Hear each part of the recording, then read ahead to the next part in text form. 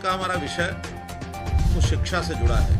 School बंद हैं, पढ़ाई भी नहीं हो पा रही है, समय के हिसाब से चीज़ें चलती रहती हैं।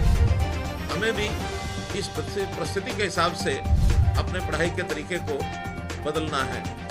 पहले तो तकनीक शिक्षा का एक विषय होता था, आज तकनीक से ही शिक्षा हो रही है। चिंता का सबसे बड़ा प्रभाव हमारे स्कूल कॉलेजों के विद्यार्थियों पर पड़ा है।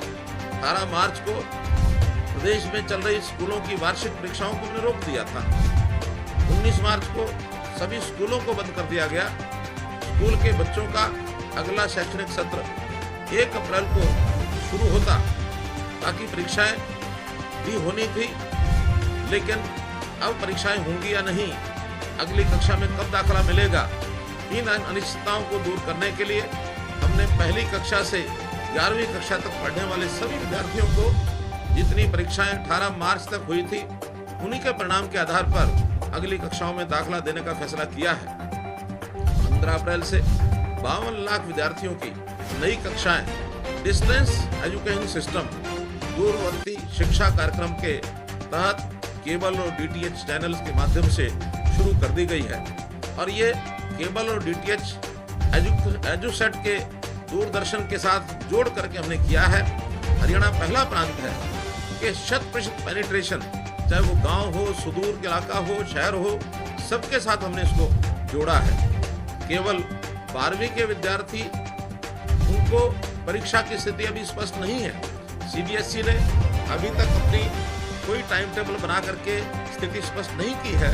साधारणतः 12वीं का परिणाम 15 मई के आसपास घोषित होता है, परंतु इस बार परीक्षाओं के देरी होने के कारण से अखिल भारतीय प्रतियोगी परीक्षाएं भी जो पहले हो जाती हैं, इस बार एनडीए की प्रवेश परीक्षा जो 19 अप्रैल को निर्धारित कर दी गई थी, मेडिकल कॉलेज के लिए नीट की परीक्षा भी 3 मई को होनी थी, इन दोनों को पोस्टपोन कर दिया गया है। इसी तरह इंजीनियरिंग कॉलेज के लिए भी जेईई अर्थात ज्वाइंट एंट्रेंस एग्जाम की 1 जनवरी में जो परीक्षा हो गई थी, उसका परिणाम भी 21 जनवरी को घोषित हो गया था। इसी परीक्षा का एक दूसरा अवसर भी दिया जाता है, जो 13 अप्रैल से 17 अप्रैल तक होना था, इसे कोरोना के चलते पोस्टपोन कर दिया गया।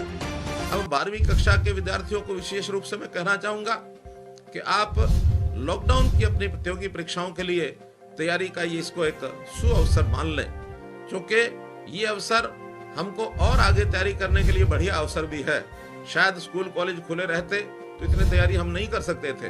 ये 2 महीने का जो ज्यादा समय मिला है, इसमें भी हम डिस्टेंस लर्निंग के माध्यम से, केबल और डीटीएच चैनल के माध्यम से दूरवर्ती शिक्षा कार्यक्रम जो शुरू किया गया है, उसका आप लाभ उठाएं। 10वीं और 12वीं 11वीं कक्षा के विषयों के जिन पाठों में आपको कोई कठिनाई है, उसे दूर करने के लिए जेईई, नीट और एनडीए की परीक्षाएं जून जुलाई में हो तो उसका प्रदर्शन अच्छा हो सकता है। इस बीच मैं आपको विश्वास दिलाता हूं कि हरियाणा स्कूल शिक्षा बोर्ड की 12वीं में बचे हुए विषयों की परीक्षाएं जल्द से जल्दी लेकर परिणाम घोषित करने के सभी हम प्रयास करेंगे। इस पढ़ाई में हमारे बहुत से अध्यापक, लेक्चरर, चाहे वो स्कूल के हों